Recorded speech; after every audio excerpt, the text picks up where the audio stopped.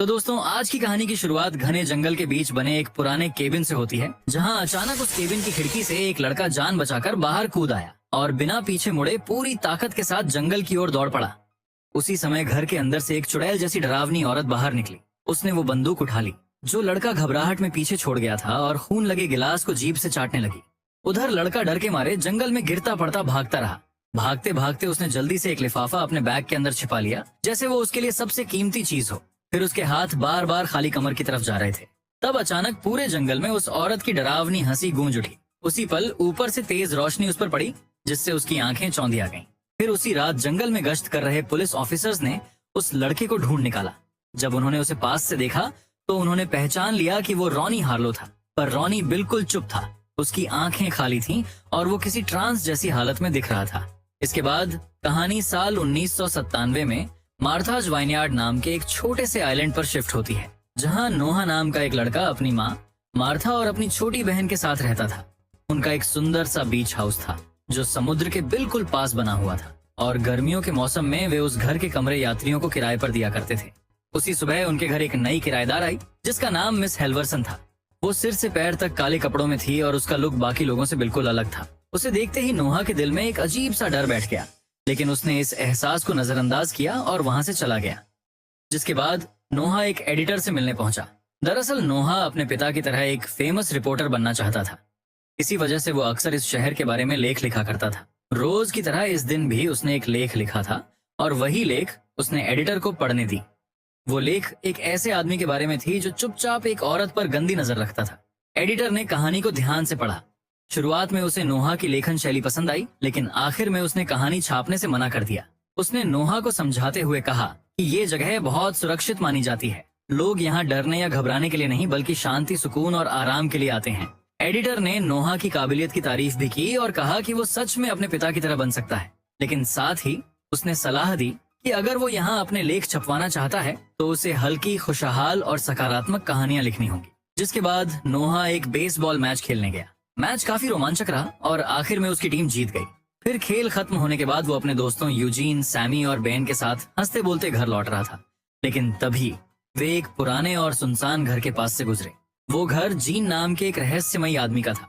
उस आदमी को लेकर पूरे इलाके में अजीब अफवाहें फैली हुई थीं। कहा जाता था कि साल 1965 में उसकी पत्नी और बच्चे अचानक गायब हो गए थे, लेकिन नोहा को पूरा यकीन था कि उन लोगों की हत्या हुई थी और उनकी लाशें अब भी उसी जमीन में कहीं दबी हुई हैं। फिर नोहा ने दोस्तों से कहा कि अगर वे वहां जाकर जांच करें तो उसे अखबार के लिए एक बड़ी खबर मिल सकती है। ये सुनते ही उसके दोस्त नाराज हो गए। वे जानते थे कि नोहा की जिज्ञासा अक्सर उन्हें मुसीबत में डाल देती है।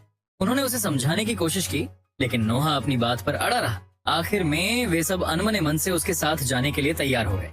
फिर वे चुपचाप जीन के घर के पास पहुंचे और दबे पांव अंदर घुस गए। तभी उन्होंने देखा कि जीन जमीन खोद रहा था। उसके हाथों की हरकतें और उसकी बेचैनी देखकर बच्चों का शक और भी गहरा हो गया। अब जैसे ही जीन वहां से हटा, चारों बच्चे तेजी से खलिहान के अंदर घुस गए। खलिहान के अंदर नोहा को एक पुराना जंग लगा बॉक्स दिखा। वो उसे देखकर उत्साहित हो गया और उसे खोलने ही वाला था कि अचानक बाहर से आहट सुनाई दी। घबराकर सभी बच्चे वहीं छिप गए और अपनी सांसें थाम लीं। उसी पल नोहा को याद आया कि उसका बैग तो बाहर ही रह गया था। उसका दिल बैठ सा गया, लेकिन तभी जीन वहां आ गया। उसे देखते ही सभी लोग बिना पीछे मुड़े पूरी तेजी से वहां से भाग निकले। फिर उस रात बेन अपनी बीच डेट पर गया, जहां उसकी मुलाकात एली नाम की एक लड़की से हुई। दोनों समंदर के किनारे बातें करते हुए टहल रहे थे। तभी दूर से काले कपड़ों में एक रहस्यमयी शख्स उन्हें लगातार देखता हुआ नजर आया। फिर बेन और एली पानी में तैरने चले गए। तभी दोनों की नजर उस काले कपड़ों वाली आकृति पर पड़ी। तब अचानक वो शख्स भी पानी में कूद गया और अगले ही पल उसने एली को पकड़ लिया और उसे जबरदस्ती पानी के नीचे खींचने लगा। बेन ये सब देखकर घबरा गया और एली को बचाने के लिए तुरंत पानी के अंदर गया, लेकिन तभी उस औरत ने एली को छोड़ दिया और बेन को पकड़ लिया। उसी पल पानी के अंदर से एक तेज रोशनी निकली, जिससे सब कुछ चमक उठा। उस रोशनी की वजह से एली किसी तरह खुद को छुड़ाने में कामयाब हो गई और बाहर निकल आई। अगली सुबह नोहा जब घर से बाहर निकला तो वो चौंक गया, क्योंकि उसका बैग बाहर ही रखा हुआ था। ये वही बैग था जो वो पिछली शाम जीन के घर के पास भूल आया था। उसने जब बैग खोला तो उसके अंदर एक पुरानी किताब रखी हुई थी, जो साफ तौर पर जीन की तरफ से छोड़ी गई थी। ये देखकर नोहा के मन में अजीब सा ख्याल आया कि शायद जीन उतना बुरा इंसान नहीं है जितना लोग उसे समझते हैं। यही सोचकर नोहा बेन के घर की तरफ चल पड़ा। वहाँ पहुंचकर उसने देखा कि बेन की माँ एक पुलिस ऑफिसर से बात कर रही थी, जहाँ ऑफिसर उसे बोल रहा था कि बेन ठीक है और वो सिर्फ डूबने के डर की वजह से सदमे में है। लेकिन नोहा को ये बात बिल्कुल सही नहीं लगी, इसलिए वो उससे मिलने चला गया। जब उसने बेन से बात करने की कोशिश की तो बेन बिल्कुल चुप रहा। वो तो नोहा के सवालों का जवाब भी नहीं दे रहा था और उल्टा उसकी आंखों में वही अजीब सा खालीपन था जो कहानी की शुरुआत में रॉनी की आंखों में दिखाई दिया था। इसके बाद नोहा ने एली से बात की। एली अब भी डरी हुई थी और बार बार कांप रही थी, पर उसने नोहा को पूरी घटना विस्तार से बताई। एली की बातों को सुनकर नोहा को यकीन होने लगा कि ये कोई साधारण हादसा नहीं था। नोहा ने कहा कि उन्हें ये सब पुलिस को बताना चाहिए, लेकिन एली की आंखों में बेबसी आ गई। उसने बताया कि उसने पहले ही सब कुछ बताने की कोशिश की, लेकिन किसी ने उसकी बात पर भरोसा नहीं किया। ये सब सुनकर नोहा सच्चाई जानने के लिए बीच पर गया। तभी उसे वहाँ काले कपड़े का एक टुकड़ा मिला। दूर उसे मिस हेल्वर्सन भी दिखाई दी। इसके बाद नोहा सीधे जीन के घर पहुंचा। उसने पहले बैग लौटाने के लिए उसका धन्यवाद किया और फिर पिछली रात चुपके से अंदर घुसने के लिए माफी भी मांगी। थोड़ी बातचीत के बाद नोहा को पता चला कि जीन पहले एक पुलिस अफसर रह चुका था। ये सुनकर नोहा की उम्मीद जगी। उसने जीन से मदद मांगी और समुद्र में हुई पूरी घटना उसे बता दी, लेकिन जीन ने उसकी बातों को बेकार की कल्पना कहकर टाल दिया और बिना कुछ और सुने उसने उसके मुंह पर दरवाजा बंद कर दिया। जिसके बाद नोहा घर लौट आया, जहाँ मार्था ने उसके लिए खाना तैयार किया था। उसने नोहा से कहा कि वो ये खाना चुपचाप मिस हेल्वर्सन के कमरे के दरवाजे के बाहर रख दे।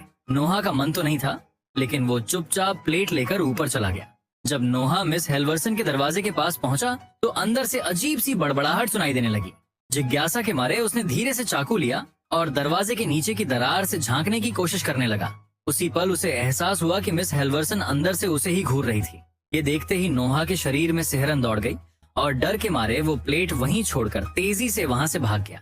उधर जीन अपने घर में अकेला बैठा पुराने वीडियो देख रहा था। स्क्रीन पर उसका परिवार नजर आ रहा था। उन पलों को देखकर जीन की आंखें भर आईं और उसका चेहरा उदास हो गया।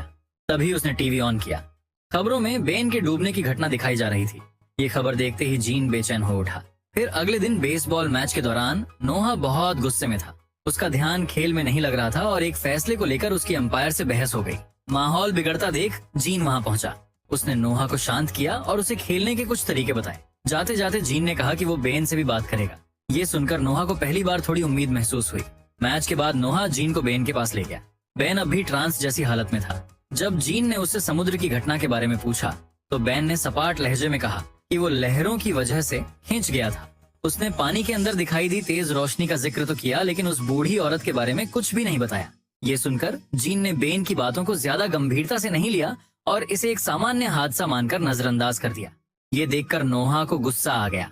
उसने जीन से कहा कि बेन झूठ बोल रहा है और कुछ छिपा रहा है, लेकिन जीन ने समझाते हुए कहा कि अगर किसी ने बेन को पकड़ा होता तो उसके शरीर पर चोट या संघर्ष के निशान जरूर होते। इसके बाद कहानी उस रात की तरफ शिफ्ट हो जाती है जब कुछ यंगस्टर्स बीच पर पार्टी कर रहे थे।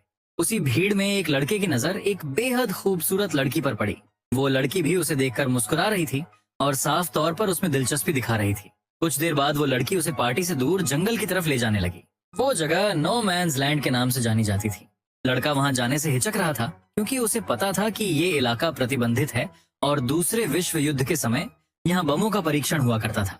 लेकिन लड़की ने उसकी बातों को अनदेखा कर दिया और मुस्कुराते हुए उसका हाथ पकड़कर जबरदस्ती उसे उस अंधेरे इलाके की तरफ ले गई। लेकिन कुछ ही देर बाद अचानक जंगल के अंदर से लड़के की डरावनी चीखें गूंज उठी। उसी पल एक जोरदार धमाका हुआ जिससे पूरी जगह हिल गई और एक रोशनी आसमान तक दिखाई दी। और अगली सुबह नोहा ने यह खबर टीवी पर देख ली, जहां रिपोर्टर बता रहा था कि घायल लड़के का नाम केविन है और वो किसी तरह जिंदा बच गया है। तभी टीवी स्क्रीन पर केविन की झलक दिखाई गई। उसकी आंखें बिल्कुल खाली थीं, चेहरे पर कोई भाव नहीं था। वो बिल्कुल वैसे ही देख रहा था जैसे बेन और उससे पहले रॉनी देखा करते थे। ये देखकर नोहा को यकीन हो गया कि ये सब सिर्फ हादसे नहीं है, बल्कि किसी डरावनी चीज का काम है। उसने बिना देर किए ये सारी बातें जीन को जाकर बता दी। नोहा की बातें सुनते ही जीन का चेहरा गंभीर हो गया। अब उसे भी यकीन होने लगा कि कुछ बहुत गलत हो रहा है। उसने फैसला किया कि सच्चाई जानने के लिए उन्हें नो मैनस लैंड जाना होगा। नो मैंस लैंड पहुंचकर जीन जमीन पर पड़े पैरों के निशान ध्यान से देखने लगा। उसकी नजरें हर छोटी छोटी बात पर थीं, जबकि नोहा उसके पीछे पीछे चलता रहा। जब वे विस्फोट वाली जगह पर पहुंचे तो नोहा शॉक रह गया, क्योंकि जमीन पर उसे काले कपड़े का एक छोटा सा टुकड़ा पड़ा मिला। वो टुकड़ा बिल्कुल वैसा ही था जैसा उसे पहले बीच पर मिला था। जिसके बाद नोहा ने यूजीन और सैमी से मुलाकात की और उन्हें ये सब सबूत दिखाए। इससे ये साफ हो गया कि आइलैंड पर सच में एक चुड़ैल मौजूद है। फिर नोहा चुड़ैलों पर रिसर्च करने लगा, जहाँ उसे पता चला कि चुड़ैलों को जिंदा रहने के लिए बच्चों की जरूरत होती है। अगर वे ऐसा न करें तो वे कमजोर हो जाती हैं या मर भी सकती हैं। और उसने ये भी जाना कि वे आम लोगों की तरह दिखने के लिए अपना रूप भी बदल सकते हैं। बाद में नोहा ने जीन को अपने दोस्तों से मिलवाया। पहले वे डर गए, लेकिन नोहा ने बताया कि जीन बुरा इंसान नहीं है। फिर सभी ने मिलकर चुड़ैल के बारे में चर्चा की। उन्होंने समझा कि पिछली रात हुआ विस्फोट चुड़ैल की गलती की वजह से हुआ था। साथ ही उन्होंने ये भी सोचा कि चुड़ैलों को कैसे मारा जा सकता है। लेकिन एक सवाल सबको परेशान कर रहा था, अगर चुड़ैल को बच्चों की जरूरत थी तो वो उन्हें मारने के बजाय बेहोशी जैसी हालत में घर क्यों भेज रही थी। इस पर जीन ने एक अंदाजा लगाया। उसने कहा कि शायद वो पहले ही कई बच्चों को गायब कर चुकी है और अब लोगों का शक बढ़ने की वजह से छुप कर काम कर रही है। और उसने ये भी बोला कि विस्फोट में वो घायल भी हुई होगी। इसलिए उसने बच्चों से कहा कि वे किसी ऐसे इंसान पर नजर रखें जिसके शरीर पर जलने के निशान हो, क्योंकि वही चुड़ैल हो सकती है। जीन की ये बात सुनते ही नोहा के दिमाग में एक नाम गूंज उठा, मिस हेल्वरसन। क्योंकि उसका अजीब व्यवहार, काले कपड़े और रहस्यमयी नजरें, अब सब कुछ साफ लगने लगा। नोहा को यकीन होने लगा कि चुड़ैल वही हो सकती है। उसी शक के चलते जब मिस हेल्वरसन घर छोड़कर बाहर गई तो नोहा ने मौका देखा और वो चुपचाप उसके कमरे में घुस गया और चारों तरफ तलाश करने लगा। तभी उसकी नजर एक कागजों के ढेर पर पड़ी, जहाँ कई बच्चों के नाम और उनकी जन्म तिथियों की एक सूची लिखी हुई थी। नोहा का दिल तेजी से धड़कने लगा, क्योंकि उस सूची में उसके दोस्तों के नाम भी शामिल थे। ये सब देखकर नोहा सीधे अपने दोस्तों से मिलने गया। उसने यूजीन और सैमी को सारी बात बताई और समझाया कि शहर में जितनी भी अजीब और डरावनी घटनाएं हुई थीं, वे सब मिस हेल्वरसन के आने के बाद ही शुरू हुई थीं। अब बच्चों को भी यकीन हो गया कि वही चुड़ैल है। फिर सबने मिलकर फैसला किया कि वे कैमरे के साथ उसका पीछा करेंगे और उसे रंगे हाथ पकड़ेंगे। थोड़ी देर बाद उन्होंने देखा कि मिस हेल्वरसन घर से निकलकर एक बच्चों के थिएटर की तरफ जा रही है। ये देखकर उनके होश उड़ गए। उन्हें लगा कि वो यहाँ एक साथ कई बच्चों को अगवा करने वाली है।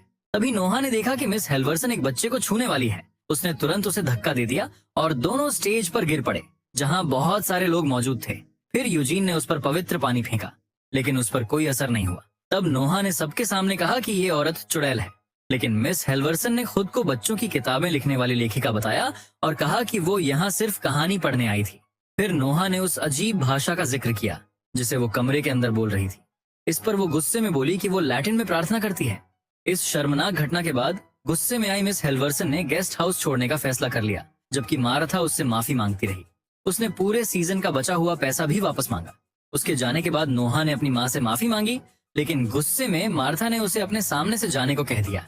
इसके बाद नोहा सीधे जीन के घर पहुंचा और आज जो कुछ भी हुआ था सब उसे बता दिया।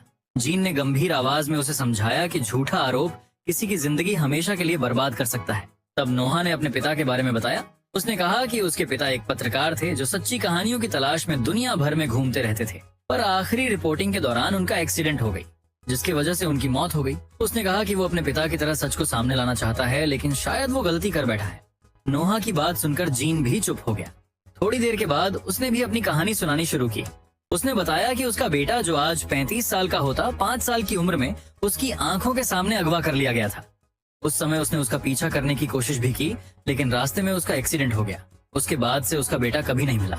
जीन ने आगे बताया कि इस घटना के बाद उसकी पत्नी भी उसे छोड़कर चली गई थी। पिछले 30 सालों से वो अकेला ही अपने बेटे को ढूंढ रहा है। उस पल दोनों के बीच एक गहरा सन्नाटा छा गया, क्योंकि दोनों ही किसी न किसी तरह अपने जीवन में किसी ऐसे सच का बोझ उठाए हुए थे जो कभी उन्हें चैन से जीने नहीं देता था। खैर, अगली सुबह नोहा और जीन पुलिस चीफ और एडिटर से मिले। वे जानते थे कि चुड़ैल की बात कोई नहीं मानेगा, इसलिए उन्होंने सीधे ये कहने के बजाय समझाया कि शहर में कोई शिकारी मौजूद है जो बच्चों को निशाना बना रहा है। लेकिन पुलिस चीफ ने कहा कि हर साल इस आइलैंड पर बच्चे या तो समुद्र में डूब जाते हैं या फिर नो मैंस लैंड में हादसों का शिकार हो जाते हैं। उसके मुताबिक ये सभी घटनाएं दुर्भाग्यपूर्ण जरूर थीं, लेकिन आम मानी जाती थीं।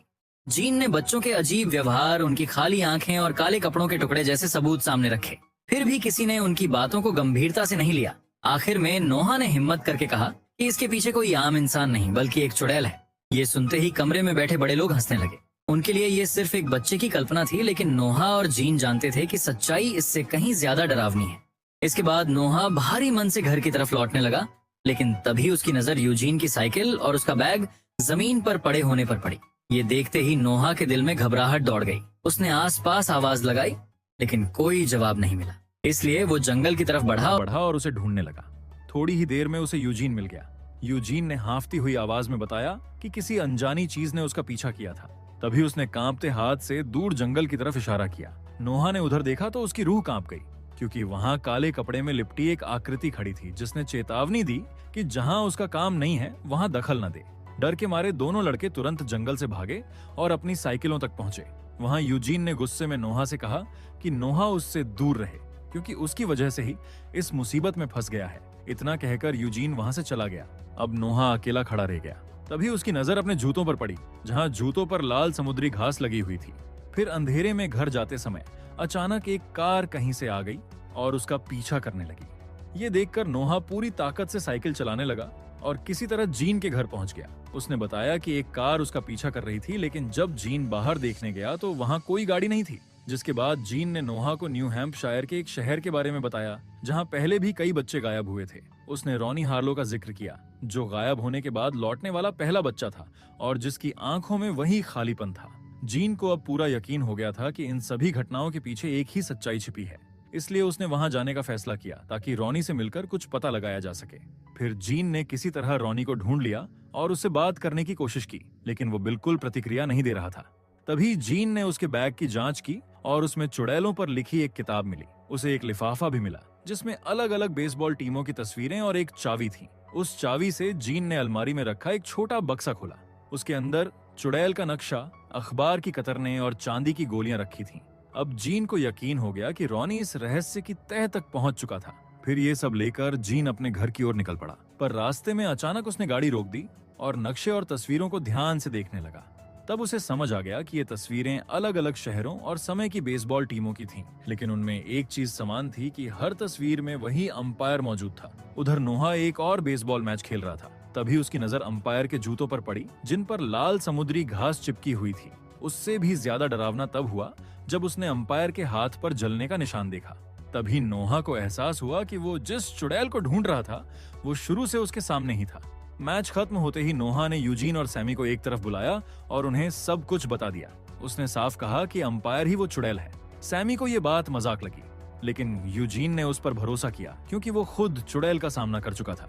यूजीन ने बताया कि उसे अंपायर का पता मालूम है और तीनों ने वहां जाने का फैसला किया। कुछ ही देर में वे कैमरा और एक बेसबॉल बैट लेकर अंपायर के घर पहुंच गए। फिर चुपचाप अंदर घुसकर वे सब कुछ रिकॉर्ड करने लगे। तभी नोहा ने देखा कि अंपायर के पास कई नकली पहचान पत्र थे। वहीं यूजीन और सैमी को कई बच्चों के जूते मिले। तभी अचानक अंपायर उनके सामने आ गया और उन्हें बेहोश कर दिया। कुछ देर के बाद जब उन्हें होश आया तो उन्होंने खुद को रस्सियों से बंधा हुआ पाया। तभी अंपायर उनके सामने आया। उसके हाथ में 2 चाकू थे जिनकी धार हल्की रोशनी में चमक रही थी। वो बोला कि वो महीनों से भूखा है और अब खुद को रोक नहीं पा रहा है। फिर वो अपनी सच्चाई बताने लगा कि जिंदा रहने के लिए उसे बच्चों का शिकार करना पड़ता है और हर कुछ सालों में अपनी पहचान और जगह बदलनी पड़ती है। आखिर में उसने कहा कि मार्थाज वाइनयार्ड उसके लिए सबसे सही जगह थी, क्योंकि हर गर्मी में यहाँ बच्चों की भरमार रहती थी। वो हंसते हुए बोला कि सिर्फ बच्चों की जवानी पीना काफी नहीं होता। ये कहते हुए उसने तीनों की तरफ देखा और ठंडी आवाज में कहा कि अब उनकी बारी है। फिर उसने नोहा को पहले खाने का फैसला किया। जैसे ही उसने नोहा को छुआ, उसका असली डरावना रूप सामने आ गया और वो नोहा को घसीटते हुए अंदर ले जाने लगी। तभी नोहा ने अपना लाइटर दोस्तों की तरफ फेंक दिया। फिर चुड़ैल नोहा को रसोई में ले गई। वहीं सैमी और यूजीन ने लाइटर से खुद को आजाद कर लिया।